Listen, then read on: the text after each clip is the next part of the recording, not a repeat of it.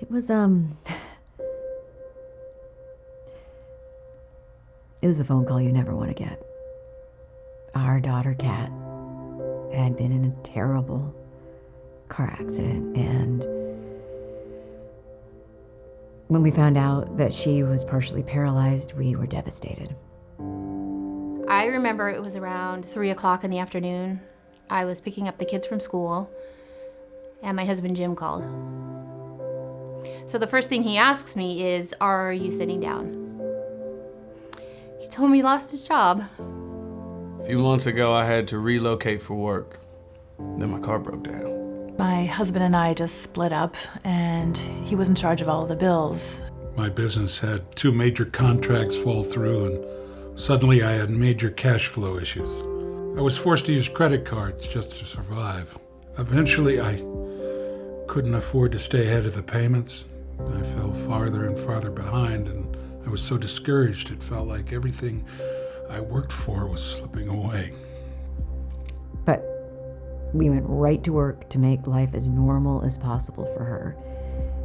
Tim took time off to make our house completely wheelchair friendly.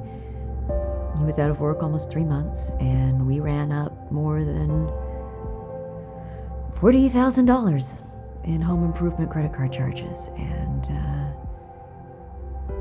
pretty soon the bills were more than we could handle, and we just started to fall behind. First I thought it would be very temporary, so we didn't really cut back on our expenses. The kids were still going to their Little League practice, and we even bought a dog with our savings. Jim was still out of a job, and I had picked up some freelance work, but it wasn't enough to cover mortgage and groceries and car, all the important things. $45,000 in credit card debt. You know. I was chasing my payments, and I couldn't figure out how to get ahead of them. I was feeling overwhelmed, lost, and just really, really unhappy. Overdue credit cards. That's where it all started. I didn't even realize that there was a problem. My debt got so bad, I was embarrassed to talk about it. Not even to friends or family, people that were closest to me. I tried to get a loan to pay the whole debt off, but the interest rate was too high. Eventually, my home went into foreclosure. That was the last straw. I felt like I'd let my wife and kids down, not to mention how I felt about myself.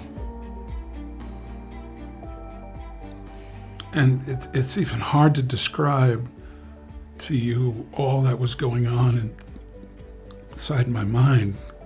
I was so much in debt. I had no idea where to turn. It was actually my sister who first told me about my other options I didn't even realize I had. After stumbling upon numerous websites, one really stood out to me.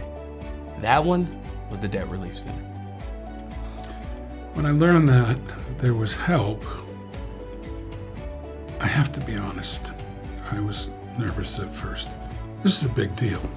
I mean, we even thought about bankruptcy. But when we found out that there was a debt relief hardship program that we could qualify for, it was like this just huge weight had been lifted off our shoulders. And combining all of our high interest debt into one lower payment that we could handle, I mean, it just made all the difference for us. I didn't know much about it at all, but after just speaking on the phone, I knew it was the right path for us. I found out that I qualified for relief. I saw how much I could be saving each month and how much faster I could pay off my debts. Now I know that there's a light at the end of the tunnel, and I can plan for the future. I'm glad I didn't go with bankruptcy. I feel relieved. I feel good. It's been about 2 years to this day we spoke with a counselor. Now that is one phone call that I cherish. Things are back to normal now, and we learned so much. What I realized going through all of this is that it's so easy to get into debt and be stuck, just barely scraping by. When we were going through the worst of it, if you had told me I would be here telling you how we get out of our debts and put all of that behind us, I would never have believed you. But here we are today with huge weight off our shoulders.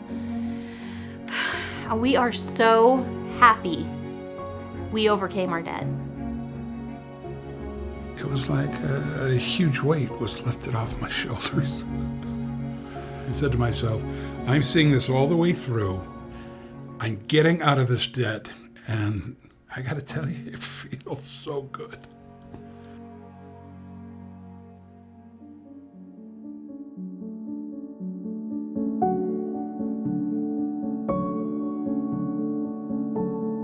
The thing about debt is that it is just so devastating, one, and embarrassing. And it isolates you.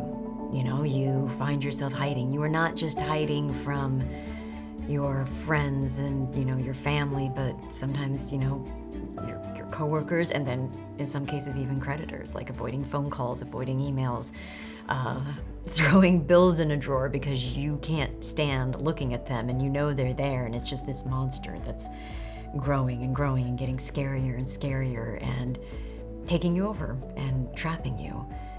And the big thing that helps you get out of it is asking for help, which is obviously the conundrum, because it's the hardest thing to do, is to ask for help because you're so embarrassed and you're so ashamed. But it's also the very thing that's keeping you trapped and keeping you in hiding. And the first step out is to say, I need help. I have made some mistakes. And that's when it all starts to crack open. That's when you start really realizing that not only are there people who are smarter about this than you and actually know how to help you and can give you actually specific and deliberate ways to change your situation, but a lot of them know that because they were where you were.